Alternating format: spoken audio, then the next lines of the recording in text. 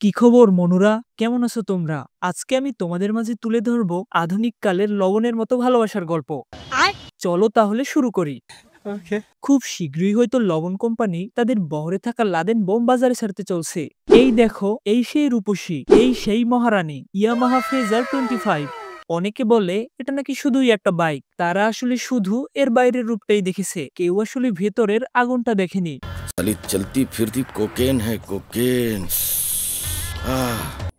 প্রথমে আসা যাক এর চেহারায়। দেখতে বেশ ইউনিক বাইকটা, তবে আমার কাছে ফেজারের ডিজাইনটা পার্সোনালি তেমন ভালো লাগে না। এটা অবশ্য যার যার তার ব্যাপার। 250 সিসির বাইকটিতে ব্যবহার করা হয়েছে single cylinder air cooled 4 stroke SOSC 2 valve engine, যেটা কিনা 20.9 হর্স পাওয়ার জেনারেট করতে সক্ষম।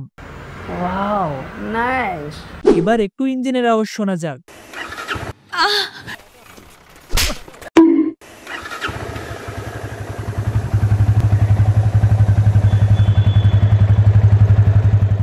এবার আসি লবণের কমফোর্ট নিয়ে। এই যে সিটটা দেখছো, এইটা আসলে সিট না, এটা যেন একটা আরামের সিংহাসন। বসলে মনেই হবে না ঘন্টার পর ঘন্টা বাইক চালাচ্ছ, মনে হবে যেন খাটে শুয়ে স্বপ্ন দেখছো। মিটার হিসেবে বাইকটিতে ব্যবহার করা হয়েছে ফুললি ডিজিটাল মিটার, অন্যদিকে লাইট হিসেবে ব্যবহার করা হয়েছে ফুললি এলইডি সেটআপ। বাইকটি থেকে আপনারা সর্বোচ্চ ঘন্টায় 130 থেকে 40 কিলোমিটারের আশেপাশে গতি তুলতে পারবেন। তবে রাইডার আর সাপ্রি ভেদে গতির কিছু পার্থক্য থাকবে। রাইডার আর সাপ্রিকে একসূত্রে মেলাতে যাবেন না।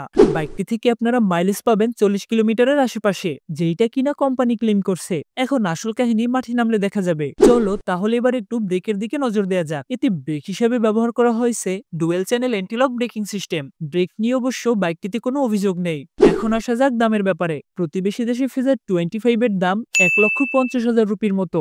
যদিও বাইকটি বর্তমানে ইন্ডিয়াতে পাওয়া যাচ্ছে না। এখন এটাকে বাংলা টাকাতে কনভার্ট করলে 2,10,000 টাকা না দাঁড়িয়ে 5 লাখের কাছে দাঁড়াবে। ये सब क्या देखना पड़ रहा है? अच्छा है मैं अंधा हूँ। দেখেন ভাই, ইয়ামাহা একটা নামি দামি ব্র্যান্ড, এর সাথে কারো কোনো শত্রুতা নেই। তার মানে এটা না যে সব বাইক রাইখা সবাই শুধু ইয়ামাহার উপরে ট্যাক্স বসাইবে। আপনারা ইয়ামাহা বাইকের সাথে অন্য বাইকের দামের পার্থক্যটা দেখলেই বুঝে যাবেন। তাই ভালোবাসতে হইলে লবণ একটু কম দিয়ে ভালোবাসেন, বেশি হইলে জিনিসটা আসলে নুন কাটা হয়ে যায়, খাওয়া যায় না।